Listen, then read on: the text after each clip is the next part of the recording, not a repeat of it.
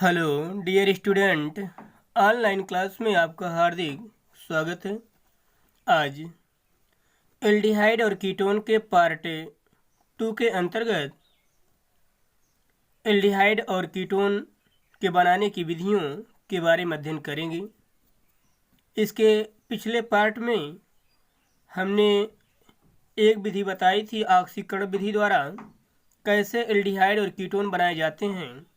आज उसी के आगे नंबर 2 एल्कोहलों के विहाइड्रोजनीकरण द्वारा, ध्यान दीजिएगा, एल्कोहलों के विहाइड्रोजनीकरण द्वारा डिहाइड्रोजनेशन।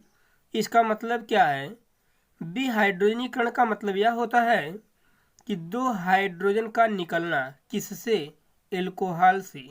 यही कारण है एल्कोहल के विहाइड्रोजनीकरण द्वारा। कहने मतलब यह है कि एल्कोहल से ये दो मॉलिक्यूल का विस्थापन हो जाता है, तो हम इसके माध्यम से एल्डिहाइड और कीटोन का फॉर्मेशन कर देंगे। ठीक है ना? तो आइए सबसे पहले हम एल्डिहाइड का निर्माण करते हैं। कैसे बनाएंगे देखेंगे। प्राथमिक एल्कोहल का कॉपर या सिल्वर उत्प्रेरक उपस्थिति में 300 डिग्री सेंटीग्रेड पर गर्म करते हैं। ध्यान दीजिएगा, यहाँ पर मेथिल एल्कोहल, यहाँ पर एथिल एल्कोहल है। दोनों प्राइमरी एल्कोहल ही हैं। यदि प्राइमरी एल्कोहल का कॉपर और सिल्वर उत्प्रेरक की उपस्थिति में 300 डिग्री सेंटीग्रेड पर गर्म करते हैं तो विहाइड्रोजनीकरण होता है। विहाइड्रोजनीकरण का मतलब कि इस एल्कोहल से दो हाइड्रोजन क्या हो जाएंगे? निकल जाएंगे। देखेंगे, यदि यहाँ से हम दो हाइड्रोजन निकाल दें तो एक ही हाइड्रोजन बचेगा। तो बचे क्या? HCHO। इस प्रकार से लिख देंगे HCHO। यहाँ पर कितने हाइड्रोजन हैं? 3 1 4। और दो जब निकल गया तो बचा कितना? दो ही बचेगा ना। तो बनेगा HCHO प्लस H2। इसका नाम क्या है? फॉर्मेल्डिहाइड। जिसमें कौन सा क्रियात्मक समूह होता है? एल्डिहाइड। हम बना क्या रहे हैं? एल्डिहाइड बना रहे हैं। यहाँ पर देखेंगे एथिल एल्कोहल में जब हम कॉपर या सिल्वर उत्प्रेरक उपस्थिति में 300 डिग्री सेंटीग्रेड पर गर्म करते हैं तो यहाँ से भी दो हाइड्रोजन निकल जाएंगे। यहाँ से निकाल दे रहे हैं दोनों हाइड्रोजन को। और जब दो हाइड्रोजन निकल जाएगा तो बने क्या? CH3CHO और H2 तो निकल गया। CH3CHO plus CH2 acetaldehyde. Acetaldehyde में कौन क्रियात्मक समूह है? एल्डिहाइड। तो निर्माण हुआ एल्डिहाइड का। अब आइए जानते हैं कीटोन का कैसे बनेगा। कीटोन कैसे फॉर्मेशन होगा? कीटोन का फॉर्मेशन सेकेंडरी एल्कोहल से होता है। ध्यान दीजिएगा, यहाँ पर आइसोप्रोपिल एल्कोहल एक कौन सा एल्कोहल है? सेकेंडरी एल्कोहल है। ठीक है ना? सेकेंडरी एल्कोहल के द्वारा हम कीटोन का फॉर्मेशन करते हैं और प्राइमरी एल्कोहल के माध्यम से हम एल्डिहाइड क्रियात्मक समूह का निर्माण करते हैं। ठीक है ना? तो कीटोन यहाँ पर आइसोप्रोपिल एल्कोहल सेकेंडरी एल्कोहल है। हाइड्रोक्सी जिस कार्बन से जुड़ा है इससे दो एल्किल समूह जुड़े हैं। इसका मतलब ये सेकेंडरी एल्कोहल है। और सेकेंडरी एल्कोहल का जब हम कॉपर और सिल्वर उत्प्रेरक की उपस्थिति में 300 डिग्री सेंटीग्रेड पर हाइड्रोजनीकरण करते हैं, विहाइड्रोजनीकरण करते हैं, तो कीटोन का निर्माण होता है। कैसे? यहाँ देखें H और H दोनों H निकल गया तो H2 निकल गया। बचा क्या? CO। और कार्बन और ऑक्सीजन के बीच में कौन सा बंध होता है? डबल बॉन्ड होता है। तो CH3C डबल बॉन्ड, यहाँ पर H2 निकल जाएगा। CH3C डबल बॉन्ड O और CH3 यही लिखे हैं हम। CH3CO CH3 किस क्रियात्मक समूह का निर्माण हुआ? कीटोन का। जब कार्बोनिल समूह से दो एल्किल समूह समान या भिन्न प्रकार के जुड़े होते हैं तो उसे हम क्या कहते हैं? कीटोन कहते हैं। ठीक है ना? और इसका नाम क्या होता है? एसीटोन। तो इस प्रकार से हमने आपको बताया कि एल्कोहल के विहाइड्रोजनीकरण के माध्यम से कैसे हम एल्डिहाइड और कीटोन का निर्माण करते हैं। आइए अगली विधि, अम्ल क्लोराइडों के अपचयन द्वारा। ध्यान दीजिएगा, ये इंपॉर्टेंट रिएक्शन है। अम्ल क्लोराइडों के अपचयन द्वारा एल्डिहाइड, सबसे पहले एल्डिहाइड का निर्माण करेंगे। अम्ल क्लोराइडों के अपचयन द्वारा जब एल्डिहाइड का निर्माण किया जाता है CH3COCl एस्टिल क्लोराइड, ठीक है, CH3COCl एस्टिल क्लोराइड के अपचयन द्वारा, अपचयन में होता है क्या, किसी कार्बनिक यौगिक के द्वारा हाइड्रोजन क्या किया जाता है, ग्रहण किया जाता है। अपचयन में यही प्रक्रिया होती है कि किसी कार्बनिक यौगिक के द्वारा हाइड्रोजन को ग्रहण करना और ऋणविद्युत तत्व को त्याग करने की प्रक्रिया अपचयन कहलाती है, ठीक है। इन प्रेजेंस ऑफ पैलेडियम और बेरियम सल्फेट उत्प्रेरक उपस्थिति में गर्म जाइलिन, हीट जाइलिन हमने लिखा है, गर्म जाइलिन उत्प्रेरक उपस्थिति में पैलेडियम और बेरियम सल्फेट उत्प्रेरक उपस्थिति में गर्म करते हैं। यहाँ ध्यान दीजिएगा, यहाँ पैलेडियम उत्प्रेरक है और जो बेरियम सल्फेट होता है यह उत्प्रेरक विष है। पीछे हमने आपको बताया था उत्प्रेरक के चैप्टर में कि विष होते हैं क्या, उत्प्रेरक विष होते हैं क्या। उत्प्रेरक विष वह पदार्थ होते हैं जो उत्प्रेरक की ही रासायनिक सक्रियता को क्या करते हैं, कम कर देते हैं। यहाँ पर पैलेडियम उत्प्रेरक है, ध्यान से आवाज़ को सुनिएगा, यहाँ पर पैलेडियम उत्प्रेरक है और जो बेरियम सल्फेट है, ये बेरियम सल्फेट विष का कार्य करता है, उत्प्रेरक विष का कार्य करता है। कहने मतलब यह है कि पैलेडियम की रासायनिक सक्रियता को बेरियम सल्फेट क्या करता है, कम कर देता है। और आप जानते हैं कि जो पदार्थ उत्प्रेरक की सक्रियता को ही कम कर देता है उसे हम क्या कहते हैं, उत्प्रेरक विष कहते हैं। तो यहाँ पर पैलेडियम उत्प्रेरक है और बेरियम सल्फेट क्या है, उत्प्रेरक विष है, जो अभिक्रिया की दर को क्या करता है, मतलब यहाँ पर उत्प्रेरक की सक्रियता को क्या करता है, कम कर देता है। अभिक्रिया की दर को नहीं बल्कि उत्प्रेरक की सक्रियता को कम करेगा, ठीक है ना, ध्यान दीजिएगा। आइए, तो स्टील क्लोराइड का जब हम अपचयन करते हैं, अपचयन में आप जानते हैं कि हाइड्रोजन ग्रहण किया जाता है किसी कार्बनिक यौगिक के द्वारा। जब हाइड्रोजन ग्रहण करेगा तो यहाँ पर H है और यहाँ पर Cl है, तो हाइड्रोजन कितने मालिकूल हैं, 2 मालिकूल। तो एक H और Cl, ये Cl, एक H यहाँ का 2 हाइड्रोजन है, तो एक H और एक Cl, Cl और H, यह Cl यहाँ पर क्या बन जाएगा, यह Cl, और यहाँ बचा क्या, और जो एक हाइड्रोजन के द्वारा एक क्लोरीन निकल जाएगा, क्योंकि क्लोरीन की वैलेंसी 1 होती है और हाइड्रोजन की भी होती है 1, तो जितने हाइड्रोजन जुड़ेंगे उतना ही क्लोरीन यहाँ से निकलेगा। तो जब एक हाइड्रोजन जुड़ा तो एक क्लोरीन और एक H मिलकर संयोग करके यह Cl बना लिए, और एक H जब यहाँ पर जुड़ गया तो CH3C और एक H तो जुड़ेगा ना, CH3CHO, CH3CHO एसिटल्डिहाइड, ठीक है ना, CH3CHO एसिटल्डिहाइड प्लस ये Cl, इस प्रकार से एल्डिहाइड क्रियात्मक समूह का निर्माण हो गया।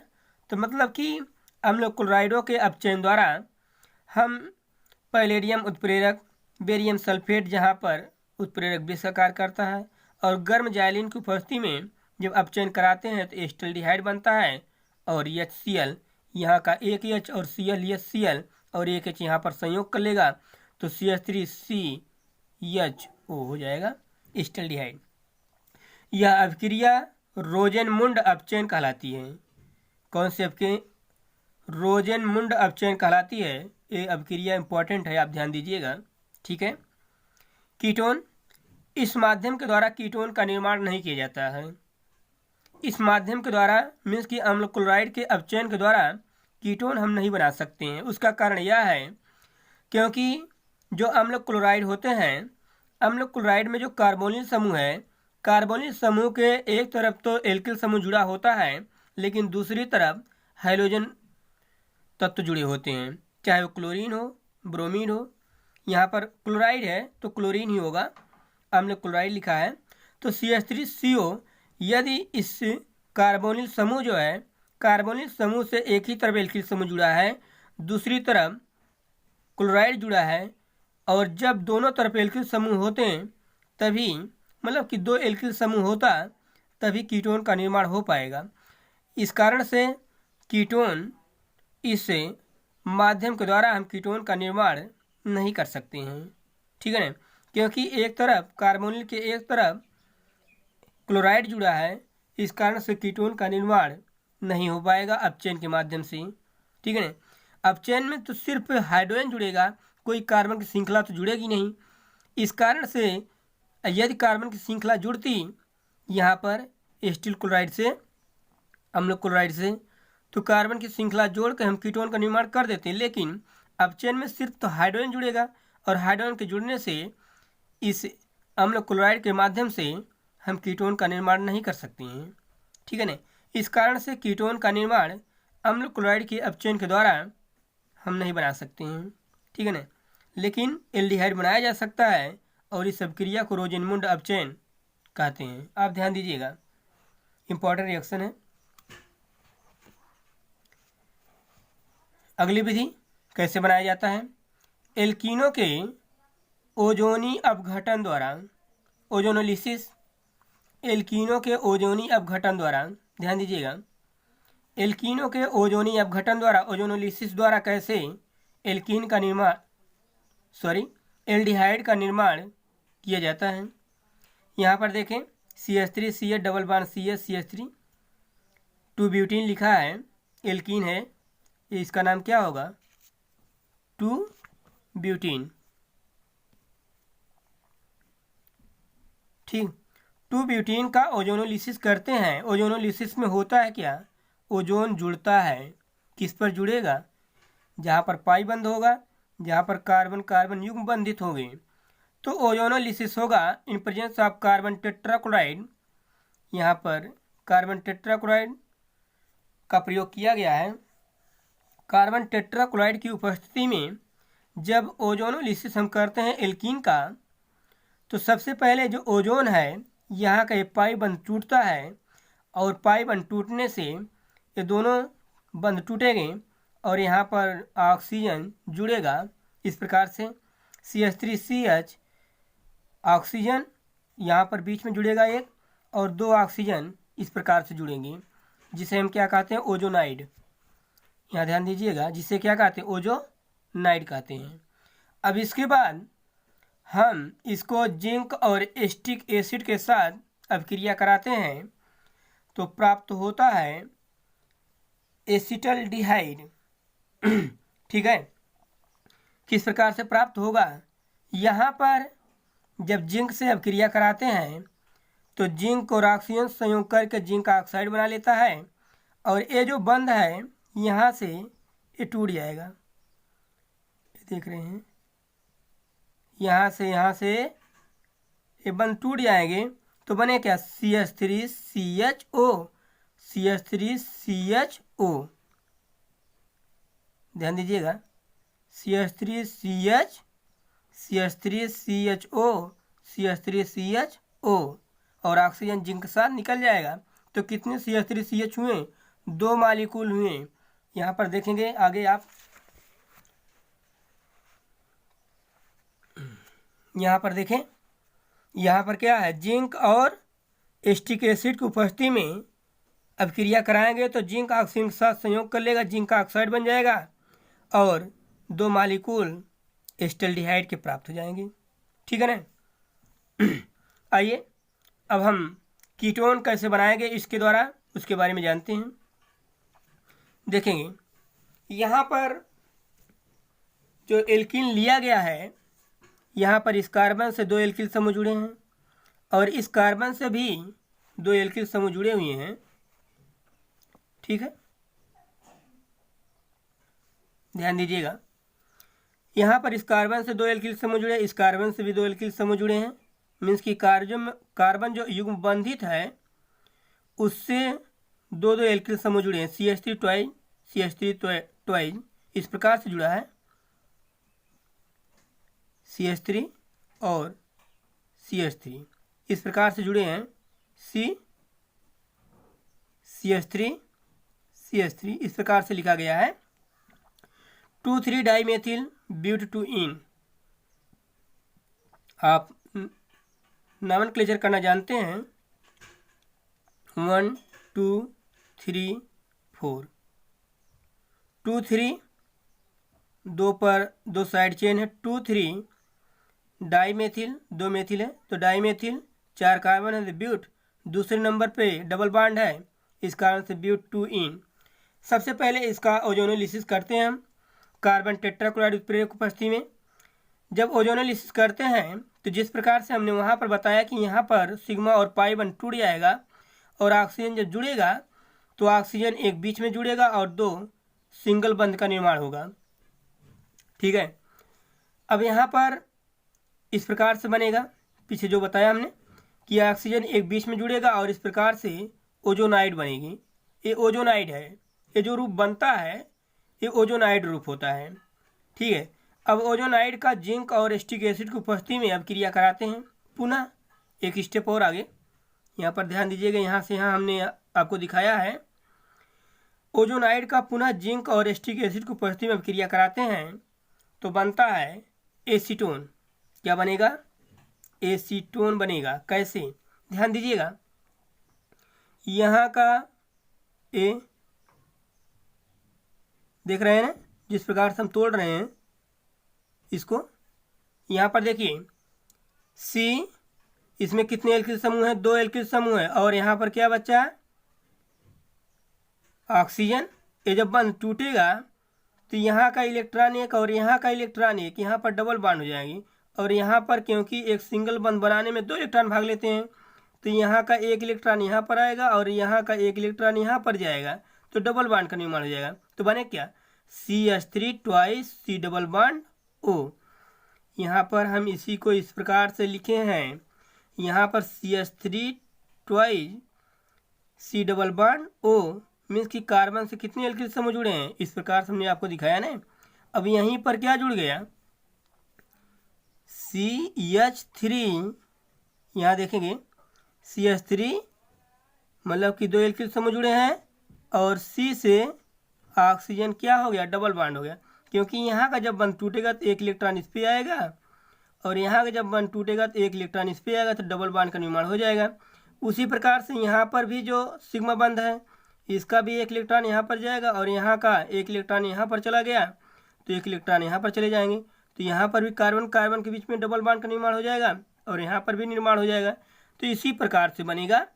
और लेकिन कितने मालिक्यूल बनेंगे? एक इधर का और एक इधर का, 2 मालिक्यूल का निर्माण होगा ना, 2 मालिक्यूल बनेंगे तो 2 मालिक्यूल। तो इसी को हम इस प्रकार से लिखे हैं 2CH3COCH3, 2CH3COCH3 एसीटोन बना ना।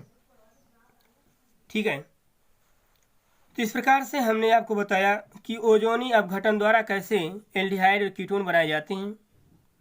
आइए एक और विधि आपको बताते हैं कैसे एल्डिहाइड और कीटोन का निर्माण किया जाएगा। 5वीं विधि ग्रिग्नार्ड अभिकर्मक द्वारा। ध्यान दीजिएगा, इम्पोर्टेंट है। ग्रिग्नार्ड अभिकर्मक द्वारा कैसे एल्डिहाइड और कीटोन बनाए जाते हैं उसके बारे में जानते हैं। देखेंगे यहाँ पर ethyl formate C2H5O C double bond OH ethyl formate है। एथिल फॉर्मेट का magnesium methyl magnesium iodide Grignard अभिकर्मक RMgX, एल्किल समूह मैग्नीशियम और हैलोजन RMgX ग्रिग्नार्ड अभिकर्मक की उपस्थिति में क्रिया कराते हैं तो आप जानते हैं कि जो CH3 है ये प्लस होता है, CH3 माइनस होगा यहाँ पर, और जो मैग्नीशियम होगा ये प्लस होगा।